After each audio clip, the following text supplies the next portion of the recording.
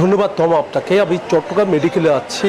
গতকালও আমরা দেখেছি হামে আক্রান্ত রোগীর সংখ্যা কিন্তু কিছুটা বেড়েছে।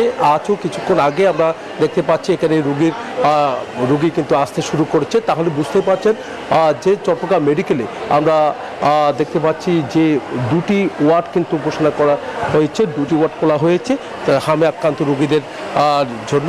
তারা এখানে চিকিৎসা দেওয়ার জন্য তারা এখানে দুটি ওয়ার্ড রেখেছে। এখানে সব হামের উপসর্গ নিয়ে এখানে ভর্তি হয়েছে। তবে হাম শনাক্ত হয়েছে এই পর্যন্ত 8 জন শনাক্ত হয়েছে বলে আমরা আমাদেরকে জানিয়েছেন সিভিল সার্জন। তারা বলছেন যেহেতু টেস্টটি যে পরীক্ষা করতে হয় হাম টেস্ট চট্টগ্রামে না থাকার কারণে দ্রুত সময়ের মধ্যে যেভাবে টেস্টের রিপোর্টটা পাওয়ার কথা সেভাবে পাচ্ছে না। 3-4 দিন পর সেই রিপোর্টটি আসছে।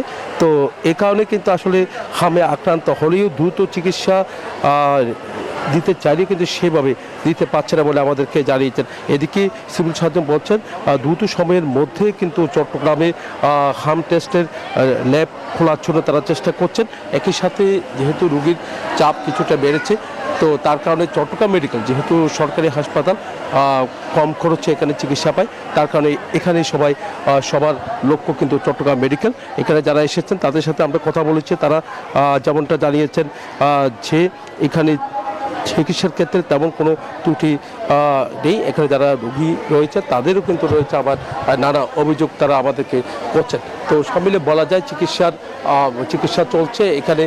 চিকিৎসার ক্ষেত্রে কোনো ত্রুটি নেই বলে আমাদেরকে জানিয়েছেন। তবে আমরা দেখতে পাচ্ছি এখানে যে শয্যাগুলো দেখতে পাচ্ছেন এখানে 3 জন করে 4 জন করে বা 2 জন করে শিশুদের চিকিৎসা দেওয়া হচ্ছে। চিকিৎসকরা আপ্রাণ চেষ্টা করে যাচ্ছেন। তারা বলছেন যে তাদেরকে সুস্থ করে তোলার জন্য চেষ্টা করছেন। এই ছিল আমার এখানকার সর্বশেষ। ফিরে যাচ্ছে আমার সহকর্মী, অপেক্ষা করছে কুষ্টিয়া লালনের কাছে।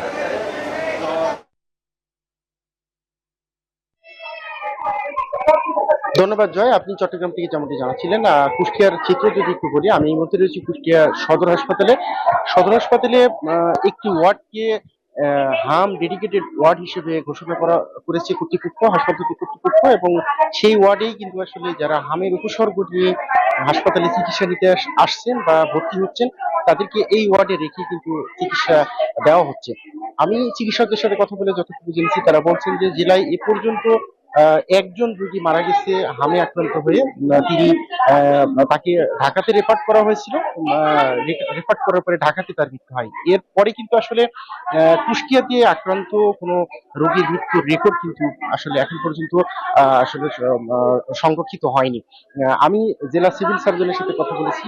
তিনি আমাকে জানিয়েছেন কুষ্টিয়া সদর হাসপাতাল, কুষ্টিয়া মেডিকেল কলেজ হাসপাতাল, 5 উপজেলা স্বাস্থ্য কমপ্লেক্স সহ 7 হাসপাতালে বর্তমানে প্রায় 97 জন রোগী কিন্তু আসলে হাসপাতালে ভর্তি থেকে চিকিৎসা নিচ্ছেন। এর বাইরেও কিন্তু আসলে রোগী রয়েছে যারা একটু সচেতন, তারা বাসায় থেকেই কিন্তু এই ডাক্তারের পরামর্শ অনুযায়ী চিকিৎসা নিচ্ছেন। এবং চিকিৎসকরা বলছেন যে হামে আক্রান্ত হলে ভয়ের কিছু নেই, আতঙ্কিত হওয়ার কিছু নেই।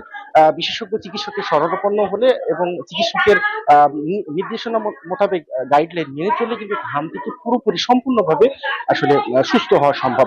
এই ছিল কুষ্টিয়া থেকে। ফিরে যাচ্ছি ফরিদপুরে, সেখানে অপেক্ষা করছেন আমার আরেক সহকর্মী খায়রুজ্জামান সোহাগ। 200-র বেশি সার্ভিস ও ফিচারে লেনদেনের সব বিকাশ অ্যাপে সম্ভব।